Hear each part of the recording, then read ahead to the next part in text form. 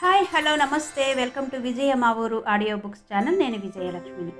Friends, నవల స్రవంతిలో ప్రముఖ రచయిత్రి శ్రీమతి అంగులూరి అంజనీదేవి గారి చిరుజల్లై రానా నవల ధారావాహికగా మీకు వినిపిస్తున్నాను కదా. మరి ఈరోజు చిరుజల్లై రానా నవల ధారావాహిక 6వ భాగం వినిపించబోతున్నాను. మరి ఆలస్యం చేయకుండా కథలోకి వెళ్ళిపోదాం పదండి.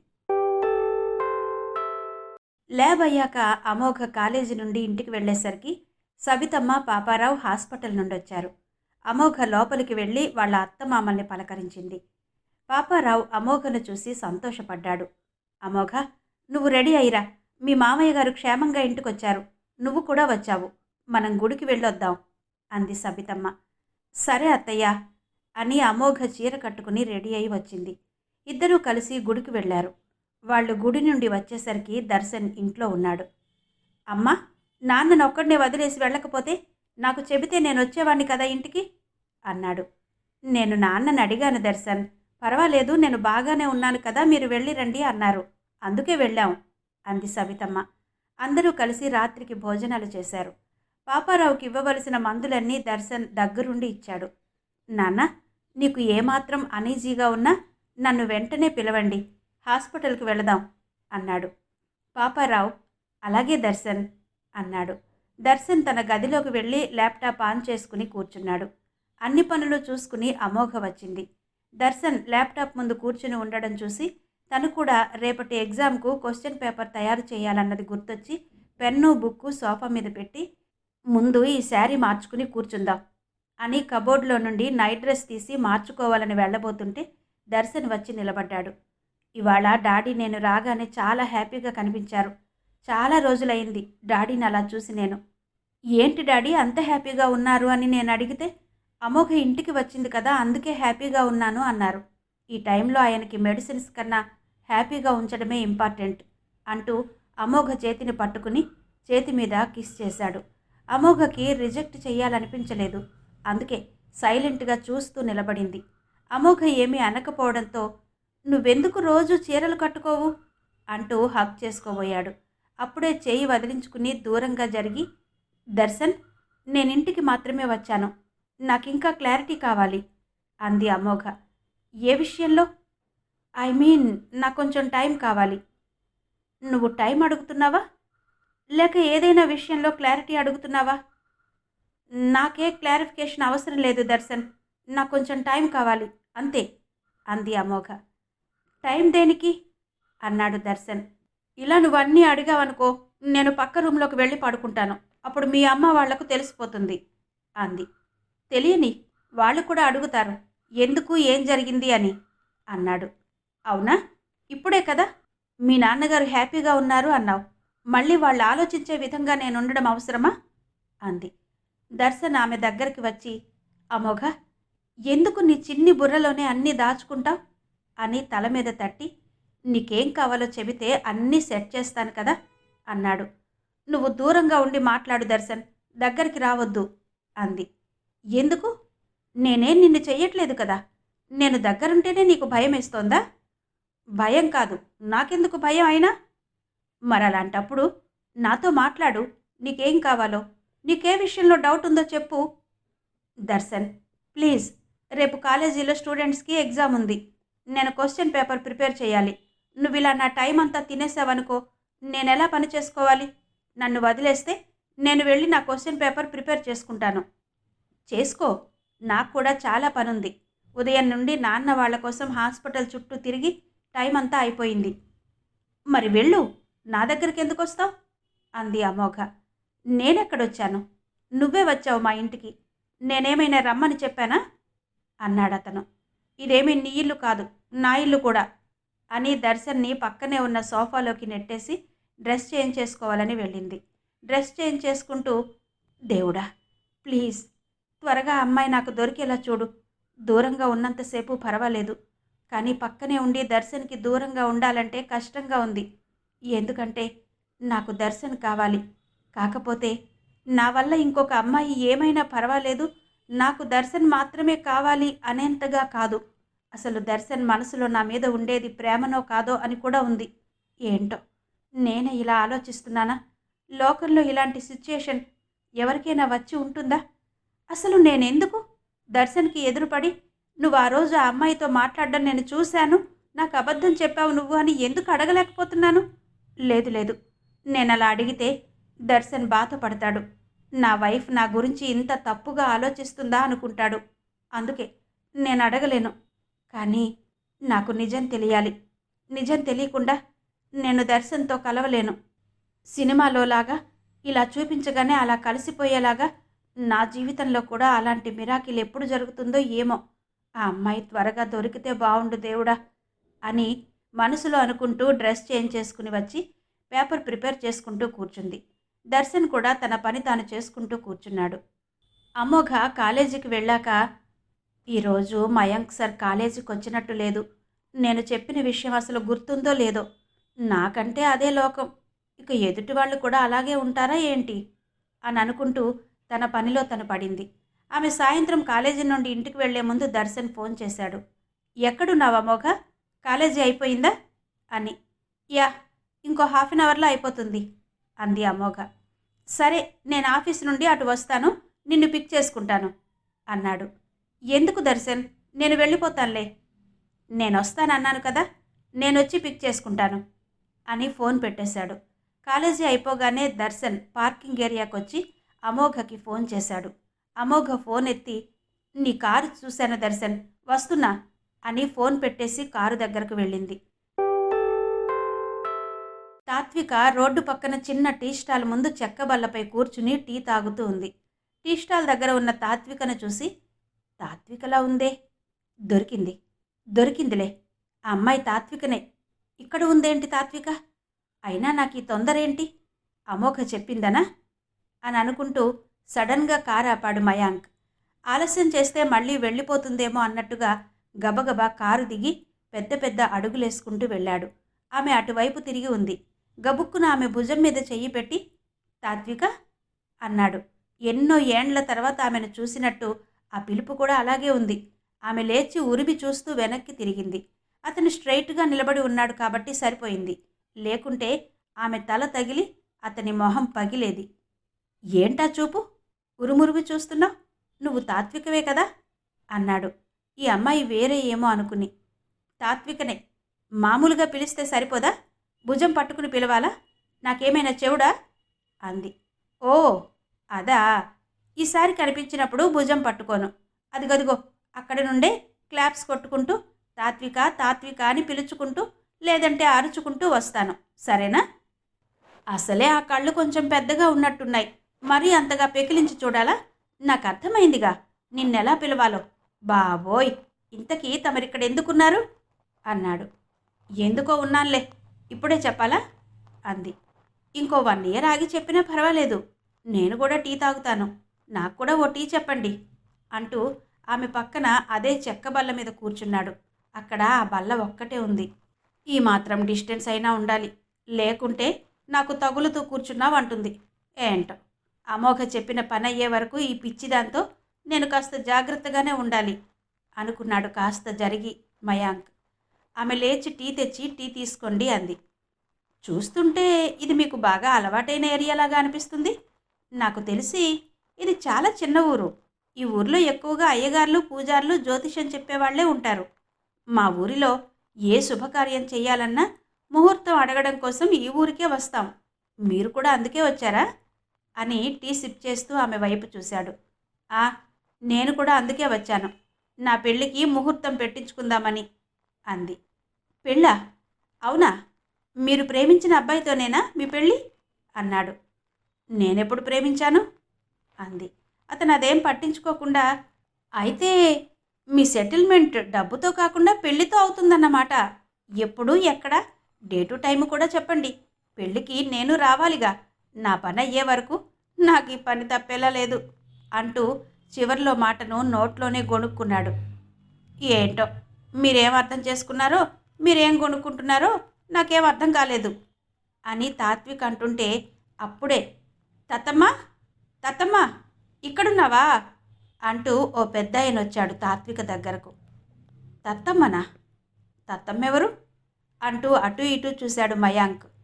నేనే తత్తమ్మని, కొందరు నన్ను అలాగే పిలుస్తారు, ప్రతిదీ ఆశ్చర్యమే మీకు అంటూ మయాంక్ని క్రింద నుండి పైకి చూసింది. నాకెందుకులే ఆశ్చర్యం, ఎలా పిలిస్తే నాకెందుకు, భలే పనికి ఒప్పుకున్నా అని మళ్ళీ గొనిగాడు. ఎవరమ్మా ఈ అబ్బాయి, చూసిన మొహంలా లేదు అన్నాడా పెద్ద ఆయన. ఈ అబ్బాయి నా ఫ్రెండ్లే పెదనాన్న, అమెరికాలో ఉంటాడు.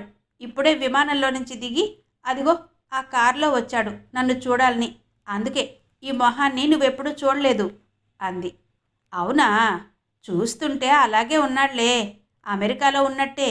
నిన్న మీ అన్నయ్య కలిశాడు తత్తమ్మ, నువ్వు ఇంటికి రాలేదని బాగా బాధపడుతున్నాడు. నువ్వు ఇక్కడ కనిపించావని చెబితే కాస్త ప్రశాంతంగా ఉంటాడు అని ఆయన అంటుంటే తాత్విక అదేం పట్టించుకోకుండా మయాంక్ వైపు చూసింది. మనం వెళదామా సార్ అంది. ఎక్కడికి అని అడగబోయి, వద్దులే, ఇప్పుడు కారులో కూర్చుని అమోఘ అడిగిన విషయం రాబట్టుకోవచ్చు అని మనసులో అనుకుని, సరే వెళ్దాం అంటూ లేచి వెళ్ళి కారులో కూర్చున్నాడు. ఆమె మయాంక్ కన్నా ముందే వెళ్ళి కారు ముందు డోర్ ఓపెన్ చేసి అతని పక్కన కూర్చుంది. కారులో కూర్చున్నాక, నేను అమెరికా నుండి వచ్చినట్టు చెప్పారెందుకు అన్నాడు. నిజం చెప్పడం ఇష్టం లేక అంది. అతను ఆలోచనలో పడ్డాడు. ఇప్పుడు కదిలిస్తే ఈ అమ్మాయి నిజం చెబుతుందో అబద్ధం చెబుతుందో. ఈసారికి ఈ అమ్మాయి ఫోన్ నెంబర్ తీసుకుని మళ్ళీ కలిసినప్పుడు అమోఘకు కావలసిన డీటెయిల్స్ తెలుసుకోవడానికి ట్రై చేస్తాను అని మనసులో అనుకున్నాడు. ఏంటి సైలెంట్గా ఉన్నారు అంది తాత్విక. ఏం లేదు, మీరేదో బాధలో ఉన్నట్టున్నారు, నేను మళ్ళీ మాట్లాడతాను.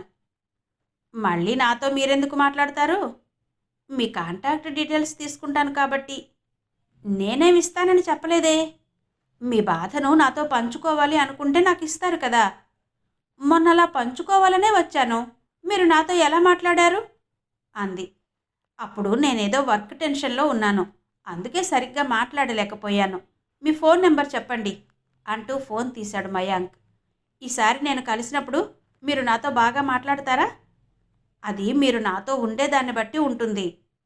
అంటే అంటే మీరు నాతో ఫ్రెండ్లీగా ఉండి అన్నీ జెన్యూన్గా షేర్ చేసుకుంటే నేను కూడా మీతో కరెక్ట్గా ఉంటాను అన్నాడు మయాంక్. నేను మీతో ఏం చెప్పినా కరెక్ట్గానే చెప్పాను అంది తాత్విక. ఏం చెప్పారు? మీరు లాస్ట్ టైం కలిసినప్పుడు మీరు ఒక అనాథ అని చెప్పారు. ఇప్పుడు మీ పెదనాన్నగారు కనిపించారు, మీ అన్నయ్య కూడా ఉన్నారు. ఓ, అదా మీ అనుమానం. ఆ రోజు నేను అలా చెప్పడం కరెక్టో కాదో తర్వాత మీకే తెలుస్తుంది, సరేనా? నా ఫోన్ నెంబర్ చెప్తాను అంటూ ఆమె ఫోన్ నెంబర్ చెప్పింది. అతను తన ఫోన్లో ఆమె చెప్పిన ఫోన్ నెంబర్ ఫీడ్ చేసుకుంటూ ఉంటే, అయినా మీకు సడన్గా నేనెందుకు గుర్తొచ్చాను, నా దగ్గర ఎందుకు ఆగారు అంది. మీరేం నాకు సడన్గా గుర్తు రాలేదు, నేను వెళుతుంటే మీరు కనిపించారు, మీరేనా కాదా అన్న అనుమానంతో మీ దగ్గరకు వచ్చాను అన్నాడు అతను. ఆమె కారు విండోలో నుంచి బయటకు చూస్తూ, మీరా మూవీ చూసారా అంటూ సినిమా పోస్టర్ కటౌట్ చూపించింది. ఈ మధ్యన కొంచెం బిజీగా ఉండడం వల్ల చూడలేదు. ఓ, సినిమాలు పెద్దగా చూడరా? ఎందుకు చూడను, చెప్పాను కదా కొంచెం బిజీ అని అన్నాడు అతను. బిజీగా ఉండాలి, కానీ మీలా ఉండకూడదు అంది తాత్విక. ఇప్పుడేంటి, సినిమా చూడడానికి వెళ్దామా? ఏ, మీకేం పనిలేదా? ఆహా, సినిమా గురించి మరీ అంత గుచ్చుగుచ్చి అడుగుతుంటేనో అన్నాడు. నాకెందుకో డౌట్ వస్తుంది, మొన్న నేను మాట్లాడితేనే చిరాకు పడ్డారు, ఇవాళ సినిమాకు వెళ్దామా అని అడుగుతున్నారు అంది. ఏం చేస్తాం, కొంతమంది నాతో ఇలాంటి మాటలు కూడా మాట్లాడిస్తున్నారు అని మనసులో అనుకుని, మీతో ఇదే సమస్య, వెళదామంటే అనుమానిస్తారు, వద్దు అంటే బాధపడతారు అన్నాడు. సరే, అయినా నాకు ఇవాళ సినిమాకు వెళ్ళే మూడ్ లేదులేండి అంటూ తాత్విక దిగాల్సిన చోటు రాగానే, నాకు ఇక్కడ పనుంది, నేను ఇక్కడ దిగుతాను, కారు ఆపండి అంది. మయాంక్ కారు ఆపి, మళ్ళీ మనం ఎప్పుడు కలుస్తాం అన్నాడు. తాత్విక కారు దిగుతూ, ఏముంది, నాకు మీ కాలేజీ అడ్రస్ తెలుసు, నా ఫోన్ నెంబర్ మీ దగ్గర ఉంది, ఇప్పుడు మీ ఫోన్ నెంబర్ కూడా నాకు ఇవ్వండి అనగానే మయాంక్ ఫోన్ పట్టుకుని, నేనిప్పుడు మీకు మిస్డ్ కాల్ ఇస్తాను, నా నెంబర్ మీ ఫోన్లో ఉంటుంది చూడండి అన్నాడు. ఆమె ఓకే అని అతని నెంబర్ ఫీడ్ చేసుకుంటూ వెళ్ళిపోయింది. వెళుతున్న తాత్వికను చూసి, ఈ తాత్విక అమాయకురాలో తెలివైందో నాకేం అర్థం కావడం లేదు, కానీ చెప్పేదాన్ని బట్టి చూస్తే మంచి అమ్మాయిలాగానే ఉంది. ఇప్పుడు వెనక్కి వెళితే ఆ టీ స్టాల్ దగ్గర వాళ్ళ పెదనాన్నగారు నాకు కనిపిస్తారా? ఒకవేళ కనిపిస్తే ఆయన ద్వారానే తాత్విక విషయాలన్నీ తెలుసుకోవచ్చు అనుకుంటూ కారు రివర్స్ చేసుకుని వెనక్కి వెళ్ళాడు. ఇంతకుముందు తాత్విక కూర్చున్న టీ స్టాల్ దగ్గరకు వెళ్ళాడు. అక్కడ దిగి అటూ ఇటూ చూశాడు. తాత్విక వాళ్ళ పెదనాన్న కనిపించలేదు. సరేలే, మళ్ళీ కలిసినప్పుడు చూద్దాం అని అనుకుంటూ కారులో కూర్చున్నాడు. నేను రోజూ కాస్త దూరమైనా ఈ రూట్ నుండే వెళ్ళాలి, అప్పుడు తప్పకుండా కనిపిస్తారు వాళ్ళ పెదనాన్నగారు అని మనసులో అనుకుంటూ కారు స్టార్ట్ చేశాడు మయాంక్. అమోఘ కాలేజీకి రాగానే మయాంక్ కోసం వెతికింది. నేనొక పని చెప్పి ఇన్ని రోజులైనా రెస్పాన్స్ లేదు, అనవసరంగా నేను టైం వేస్ట్ చేస్తున్నానా అనుకుంది మనసులో. అప్పుడే మయాంక్ కాలేజీకి వస్తూ కనిపించాడు.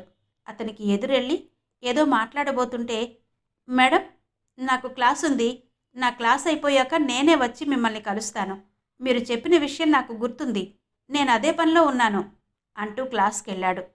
సరే అని మయాంక్ కోసం ఎదురు చూస్తూ క్యాబిన్లో కూర్చుంది. క్లాస్ అయ్యాక మయాంక్ తన క్యాబిన్కి వచ్చాడు.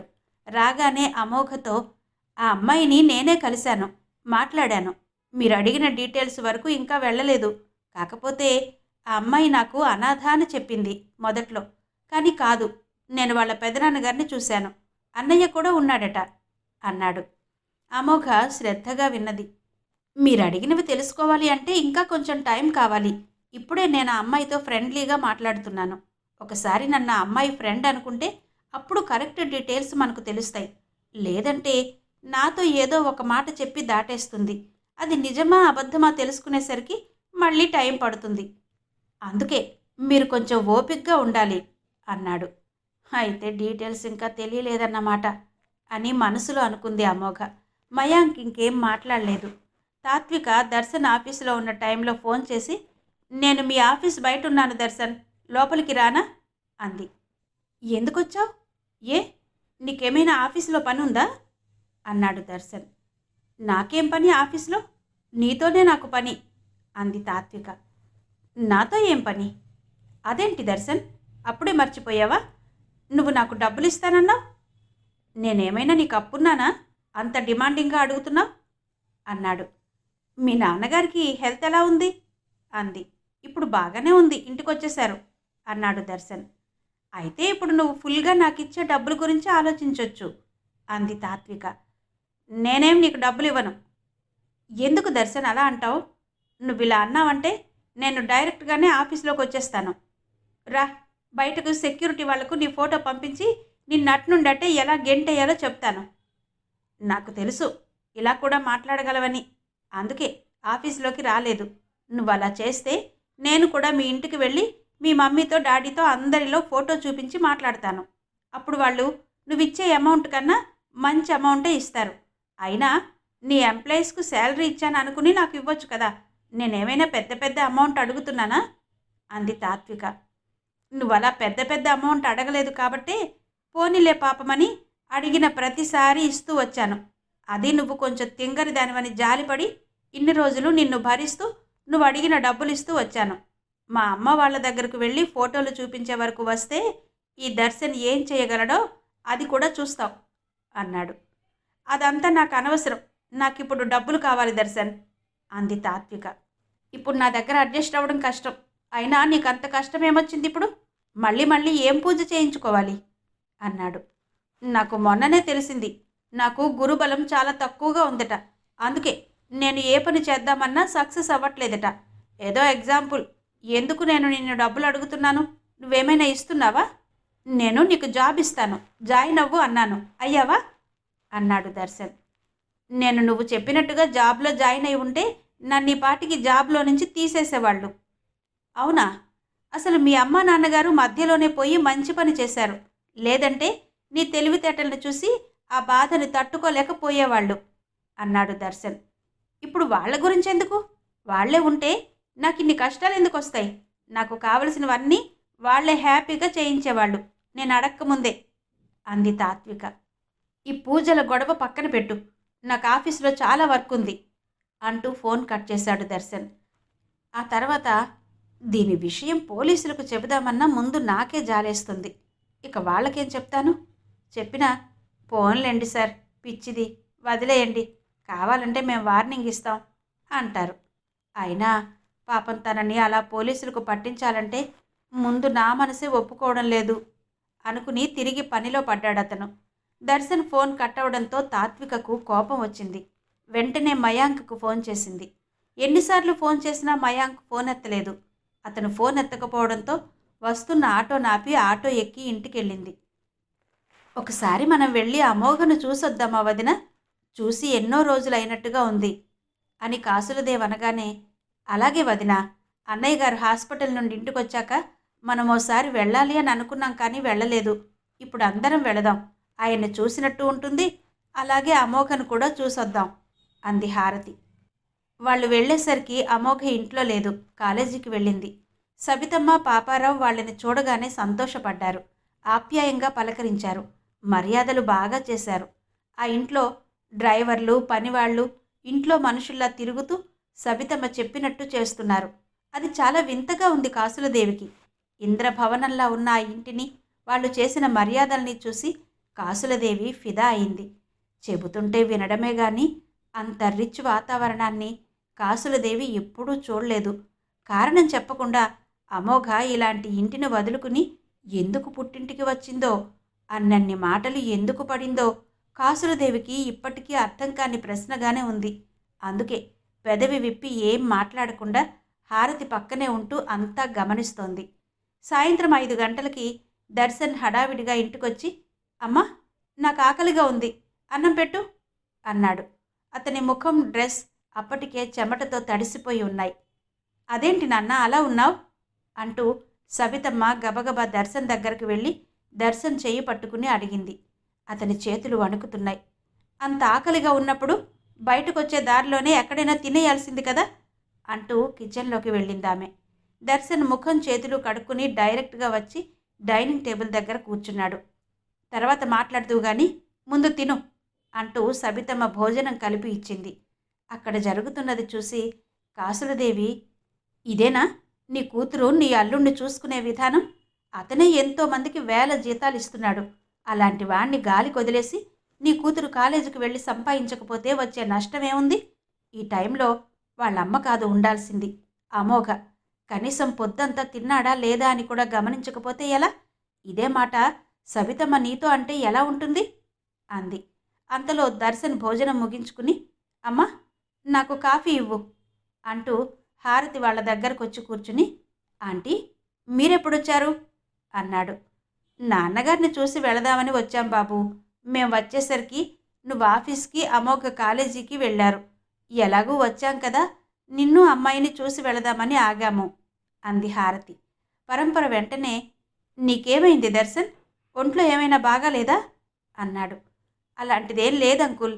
నాకు నిన్నంతా స్టమక్ అప్సెట్ అయింది. రాత్రి ఏం తినలేదు. మార్నింగ్ మీటింగ్ ఉందని హడావిడిగా ఏమీ తినకుండానే ఆఫీస్కి వెళ్ళాను. అనుకోకుండా ట్రావెల్ చేయాల్సి వచ్చింది. బయట తినడం ఎందుకని కంట్రోల్ చేసుకుంటూ వచ్చాను. ఇంతలో నాకు కళ్ళు తిరిగాయి.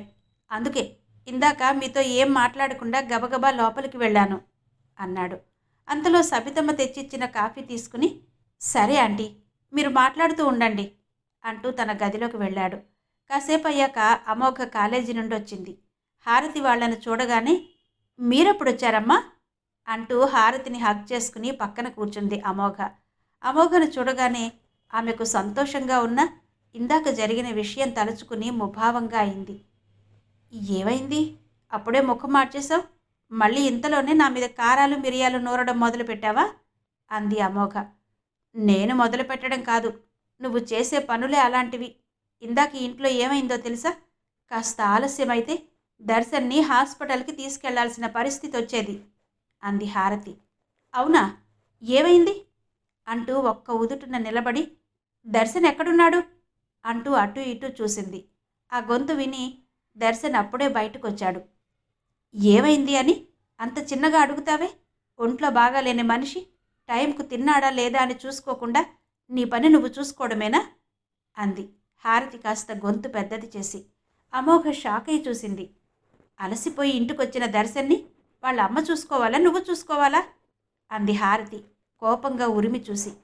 అసలు దర్శన్కి ఏమైందో తెలియక వాళ్ళ అమ్మ ఎందుకలా మాట్లాడుతుందో అర్థం కాక బిక్కముఖం వేసుకుని చూస్తోంది అమోఘ.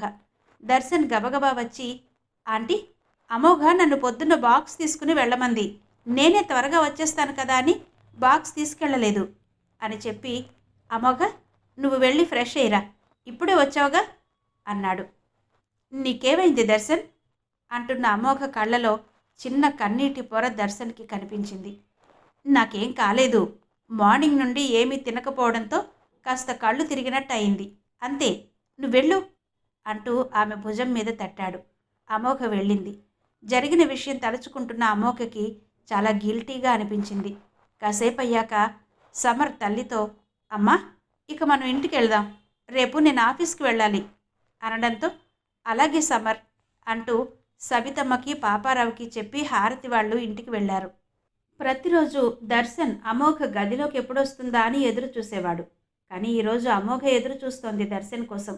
దర్శన్ గదిలోకి రాగానే దర్శన్ని హగ్ చేసుకుని, సారీ దర్శన్, నువ్వు రాత్రి తినలేదని, నీ కొంట్లో బాగాలేదని నిజంగా నాకు తెలీదు. అసలు నేనెప్పుడు నిన్ను బాక్స్ తీసుకెళ్ళమని చెప్పాను? అమ్మ వాళ్ళతో ఎందుకలా చెప్పావు అంది. నేనలా చెప్పకపోతే పెద్ద గొడవే చేసేవాళ్ళు. అప్పుడు నాన్నగారు కూడా బయటకు వచ్చేవారు. నీకు తెలుసు కదా నాన్నగారి ఆరోగ్యం గురించి అన్నాడు దర్శన్.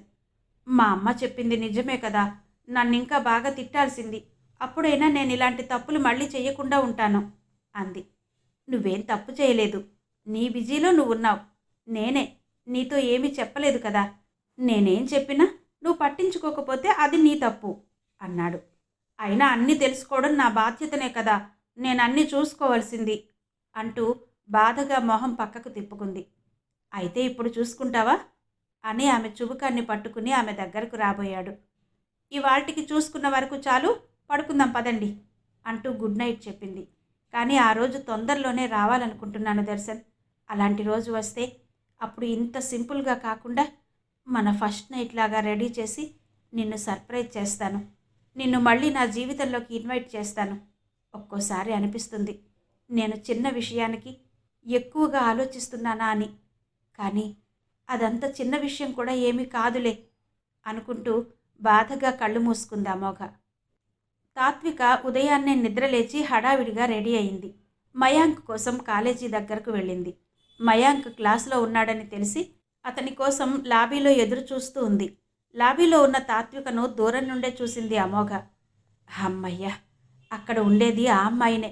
ఇప్పుడు నేను వెళ్ళి, అసలు నువ్వెవరు, మా ఆయనకు నువ్వేమవుతావు, మా ఆయనను డబ్బులెందుకు అడుగుతున్నావు, నీకోసం మా ఆయన నాకు అబద్ధం చెప్పేంత ఎక్కువ నువ్వు, అంత గొప్ప బంధం ఉందా మీ మధ్యలోని అడిగి కడిగేస్తాను అని అనుకుంటూ వెళ్ళబోయి మళ్ళీ ఏమనుకుందో వెళ్లకుండా ఆగి, మీకోసం ఆ అమ్మాయి కాలేజీలో ఎదురు చూస్తోంది, కావాలంటే మీ క్లాస్ నేను కంటిన్యూ చేస్తాను, మీరు త్వరగా రావడానికి వీలవుతుందా అని మెసేజ్ పెట్టింది. మయాంక్ ఆమె మెసేజ్ చూడలేదు. అతను ఆ క్లాస్ ఫినిష్ చేసి వచ్చే వరకు ఎదురు చూడాల్సి వచ్చింది తాత్వికకు అమోఘకు. మయాంక్ క్లాసులో నుంచి బయటకు వస్తూ మొబైల్ తీసి చూసుకున్నాడు. అందులో అమోఘ పెట్టిన మెసేజ్, తాత్విక ఇచ్చిన మిస్డ్ కాల్స్ ఉన్నాయి. తాత్విక కాలేజీకి వచ్చిందా అనుకుంటూ హడావిడిగా వస్తుంటే అమోఘ ఎదురుపడింది. సార్, విషయాన్ని ఇంకా లేట్ చేయొద్దు, ఇవాళ ఎట్టి పరిస్థితుల్లోనైనా విషయం కనుక్కోండి, నేను మీ రెస్పాన్స్ కోసం ఎదురు చూస్తూ ఉంటాను అంటూ అక్కడి నుంచి వెళ్ళింది అమోఘ.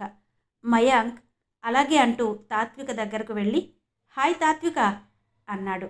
తాత్విక కూడా హాయ్ సార్ అంది.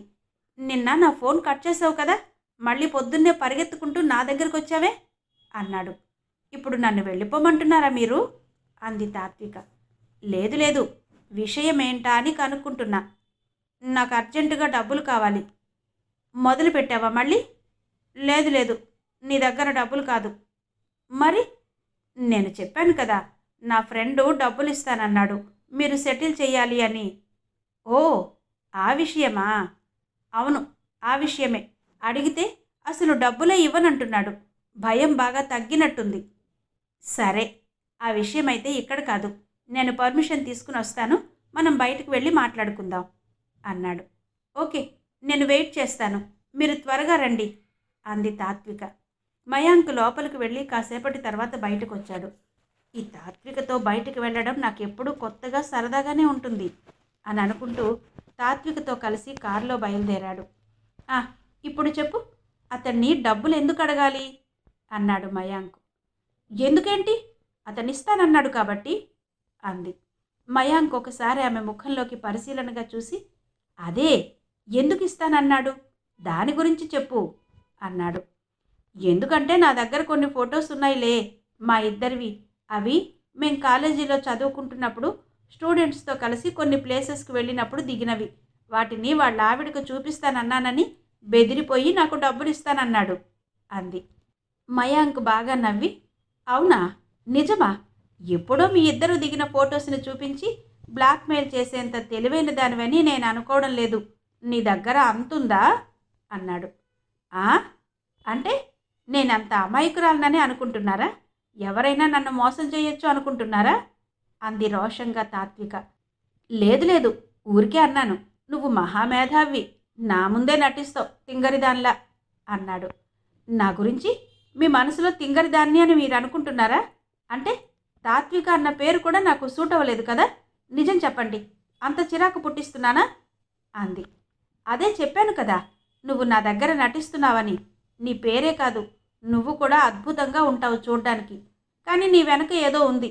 నిజంగానే నువ్వు నాకు కనిపించే నువ్వు కాదు అన్నాడు కాస్త చొరవగా. ఆమె కాస్త తడబడి, అయినా మీ ముందు నటించాల్సిన అవసరం ఏముంది నాకు? ఏదో మీరు నా ఫ్రెండ్ అని మళ్ళీ వచ్చాను.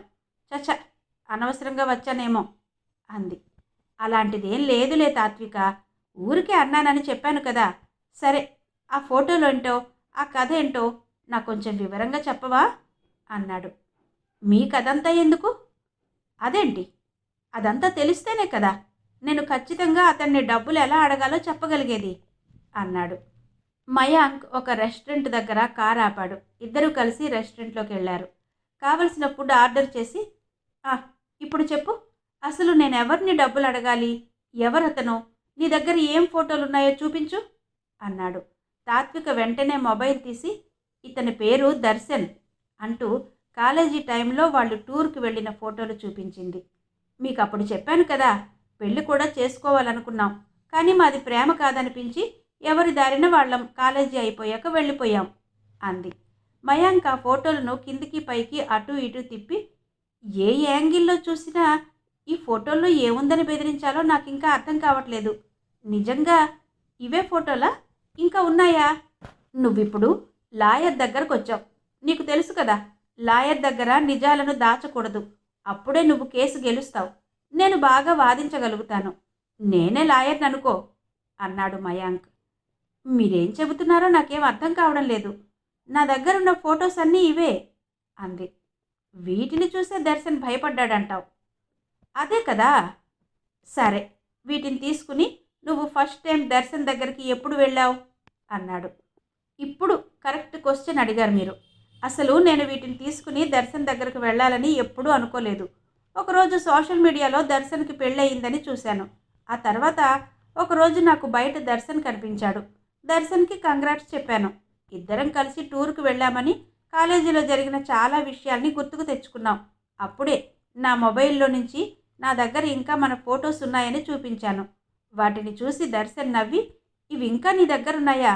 కొంపదీసి వీటిని చూపించి నన్ను బ్లాక్మెయిల్ చేద్దామని అనుకుంటున్నావా ఏంటి అన్నాడు సరదాగా.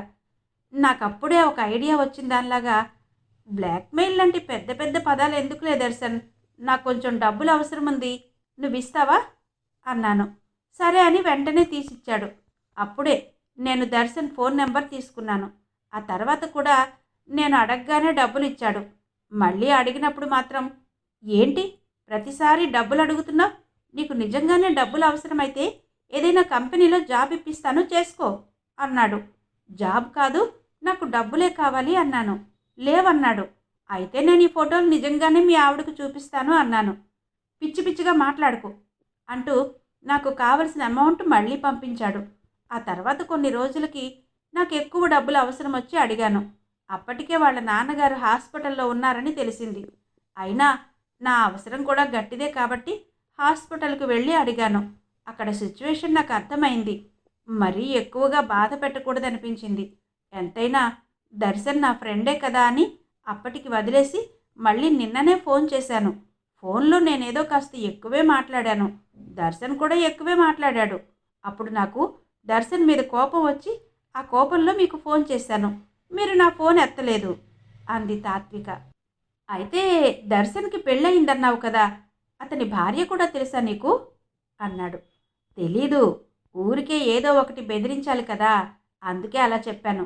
అయినా నా దగ్గర వాళ్ళ పెళ్లి ఫోటో ఉంది అంటూ అంతకుముందు సోషల్ మీడియాలో పెట్టిన వాళ్ళ పెళ్లి ఫోటోను చూపించింది. మయాంక్ ఆ ఫోటోను మళ్ళీ మళ్ళీ చూశాడు. ఈ ఫోటోలో అమోఘ ఉందేంటి? అంటే అమోఘ వాళ్ళ హస్బెండ్ దర్శన? ఆశ్చర్యంగా ఉందే. అందుకేనా అమోఘ తాత్విక డీటెయిల్స్ కనుక్కోమని చెప్పింది? అయితే ఇక ఇప్పటి నుండి తాత్వికను నేను ఇంకాస్త జాగ్రత్తగా హ్యాండిల్ చేయాలి అని మనసులో అనుకుంటూ, అయితే మనం ఇప్పుడు దర్శన్కి ఫోన్ చేద్దాం, నీ ఫోన్ నుండే కాల్ చెయ్యి, మాట్లాడదాం అన్నాడు మయాంక్. సరే అంటూ ఉత్సాహంగా ఫోన్ తీసి కాల్ చేసింది. దర్శన్ ఫోన్ ఎత్తి, హలో తాత్విక, నేను బిజీగా ఉన్నాను, నీకు నిన్ననే చెప్పాను నీకు కావలసింది చేసుకో అని, మళ్ళీ ఎందుకు చేశావు? నాకిక కాల్ చేసి నన్ను డిస్టర్బ్ చేయకు అంటూ కోపంగా ఫోన్ పెట్టేశాడు. తాత్విక వెంటనే మయాంక్ వైపు చూసి, ఆ మీరేంటి మాట్లాడరు, దర్శన్కు ఫోన్ చేయమన్నది ఇందుకేనా అంది. అతనంత ఛాన్స్ ఎక్కడిచ్చాడు మనకి, కట్ చేశాడు కదా అన్నాడు మయాంక్. అందుకే నేను మీ హెల్ప్ తీసుకుంటుంది అంది. దర్శన్ సంగతి పక్కన పెట్టు, నువ్వు ఆ డబ్బును తీసుకుని ఏం చేస్తున్నావు అడిగాడు. ఆ విషయం మీతో చెప్పడం నాకు ఇష్టం లేదు అంది తాత్విక. నన్ను ఫ్రెండ్ అన్నావు కదా ఇందాక, అందుకే కదా నా ఉద్యోగం పక్కన పెట్టి మరీ వచ్చాను నీకోసం అన్నాడు మయాంక్. అంటే అలా కాదు, విషయం చెబితే మీరు నా గురించి ఏమనుకుంటారో అని ఆలోచిస్తున్నాను అంది. అంటే నువ్వు నన్ను పూర్తిగా నమ్మట్లేదన్నమాట, కేవలం డబ్బులు అడగడం కోసమే నన్ను మళ్ళీ మళ్ళీ కలుస్తున్నావు, మన మధ్యన ఫ్రెండ్షిప్ కూడా లేదు అన్నాడు మయాంక్. అబ్బా, మళ్ళీ మీరేవన్నీ చదవకండి, చెప్పాక నవ్వకూడదు, కోప్పడకూడదు, నన్ను అర్థం చేసుకోవడానికి ప్రయత్నించాలి అంది. సరే చెప్పు అన్నాడు. జాలి కూడా పడకూడదు, అది కూడా నచ్చదు నాకు అంది తాత్విక. అలాగే, సందర్భాన్ని బట్టి నా రియాక్షన్స్ ఎలా ఉన్నా వాటిని మాత్రం పైకి చూపించను, అయినా నువ్వు వద్దన్నప్పుడు నాకెందుకు అవన్నీ, చెప్పేదేదో త్వరగా చెప్పు తాత్విక అన్నాడు. అంతవరకు మామూలుగా ఉన్న ఆమె కాస్త గంభీరంగా మారింది. తన గురించి చెప్పడం మొదలుపెట్టింది. నా కాలేజీ అయిపోయేదాకా నా లైఫ్ అంతా హ్యాపీగానే ఉండేది సార్. స్కూల్ నుండి కాలేజీ వరకు దర్శన్తోనే కలిసి చదివాను. దర్శన్లాగే రిచ్గా పద్ధతిగా పెరిగాను. దానికి కారణం, నేను మా అమ్మ వాళ్ళకి ఒక్కతే అమ్మాయిని. నా ముందు వెనక ఎవరూ లేరు. మాకు బాగా పండే పొలాలున్నాయి. ఆ పొలంలో పని చేయడానికి ట్రాక్టర్లు, పంట కోసే మిషన్లు, పనివాళ్ళు ఉండేవాళ్ళు. మా ఊరిలోనే మంచి పేరున్న కుటుంబం మాది. పంట మీద వచ్చిన డబ్బుని మా నాన్నగారు నా పేరుతో అప్పుడప్పుడు బ్యాంకులో డిపాజిట్ చేసేవారు. అప్పుడే ఎందుకు, పెళ్లిలో చేయిద్దాంలేండి అని అమ్మ అన్నా వినకుండా బయట మార్కెట్లో ఇప్పుడు వస్తున్న మోడల్స్ని సెలెక్ట్ చేసి నాకు చాలా నగలు చేయించారు మా నాన్న. నేను వేసుకునే డ్రెస్సులు కూడా చాలా కాస్ట్లీగా ఉండేవి. ఒకరోజు మా అమ్మ నాన్నగారు యాక్సిడెంట్లో పోయారు. అప్పుడు నన్నెవ్వరూ ఓదార్చలేదు, నా దుఃఖాన్ని పట్టించుకోలేదు. ఒంటరిగా పుట్టినట్టే ఒంటరిగానే కుమిలిపోయాను. మీరు ఆ రోజు టీ స్టాల్ దగ్గర చూశారే, ఆయన మా సొంత పెదనాన్న. చాలా కాలంగా ఉమ్మడిగా ఉన్న మేము ఈ మధ్యనే విడిపోయాం. ఆయనకొక్కడే కొడుకు, పేరు వందన్.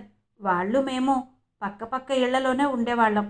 మా అమ్మ నాన్నల అంత్యక్రియలు మా పెదనాన్న కొడుకు వందన్ అన్నయ్యనే చేశాడు. ఒకప్పుడు నా వైపు చూడాలంటేనే భయపడే మా వదిన ఇప్పుడు అలా లేదు.